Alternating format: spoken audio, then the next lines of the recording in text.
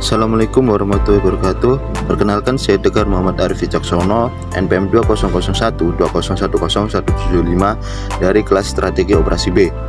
Pada kesempatan kali ini saya akan menjelaskan materi tentang pengantar kecerdasan buatan atau AI dan strategi perusahaan.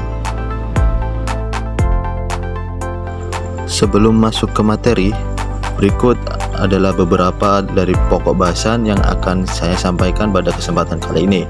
Yang pertama ada pengantar kecerdasan buatan dan strategi perusahaan. Yang kedua ada pengantar pemrosesan bahasa alami. Yang ketiga ada perkembangan AI masa kini. Dan yang terakhir adalah penerapan AI di perusahaan, khususnya perusahaan F&B.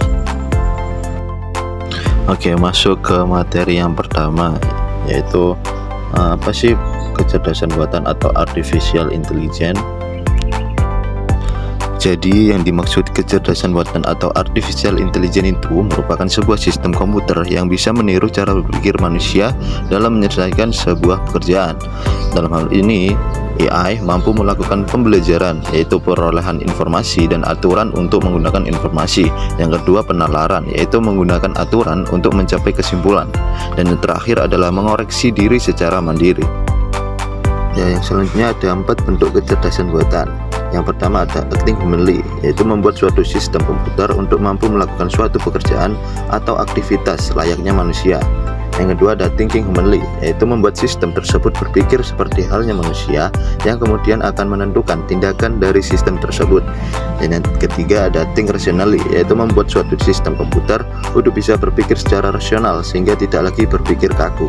Dan yang terakhir ada act rationally, yaitu bisa bertindak secara rasional. Tidak hanya bisa meniru pekerjaan manusia, namun juga bisa menyadari suatu masalah dan juga kesalahan. Nah, berikutnya adalah manfaat dari kecerdasan buatan atau artificial intelligence itu. Yang pertama, bisa menghemat waktu. Misalnya saja dalam bidang kesehatan. Para pekerja di rumah sakit dimudahkan dalam mencari data pasien dalam hitungan detik menggunakan teknologi AI. Yang kedua, meningkatkan produktivitas. Saat AI sedang bekerja dalam mengekstrak data yang perlu dianalisis, kita bisa menyelesaikan tugas yang lain yang harus selesai pada waktu yang bersamaan juga. Dan yang terakhir adalah meminimalisir kesalahan. Misalnya saja pada fitur spelling dan grammar check yang berada pada aplikasi pengolah kata. Jika ada kesalahan atau typo dalam penulisan kata, sistem AI akan langsung memberikan garis pada kata yang salah dan juga membenarkannya. Selanjutnya ada strategi perusahaan. Strategi perusahaan adalah suatu langkah yang dilakukan oleh perusahaan untuk mendukung aktivitas produksinya sehingga menghasilkan keuntungan atau laba.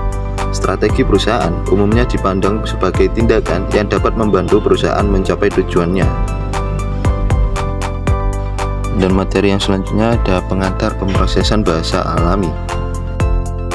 Natural Language Processing atau NLP adalah salah satu langkah dalam misi yang lebih besar untuk sektor teknologi, yaitu menggunakan kecerdasan buatan atau AI untuk menyederhanakan cara dunia bekerja.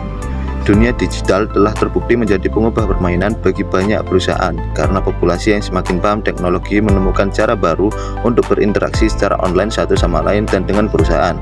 Media sosial telah meredefinisi makna komunitas. Cryptocurrency telah mengubah norma pembayaran digital.